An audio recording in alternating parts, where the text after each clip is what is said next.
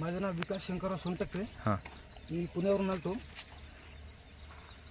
माझ्या मागून त्या ह्याच्यापासून आपलं कुठलं पाहिजे त्या ब्रिजपासून माझ्या मागं गाडी आल्या तिथून.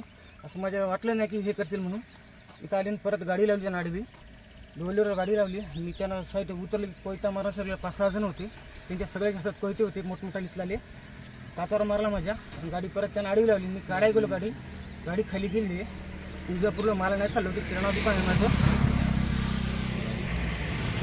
गाडी 7 लाख रुपये कॅश घेतली. त्याने कोयते मारले आणि आम्ही पळून गेलो ती वाचवण्यासाठी.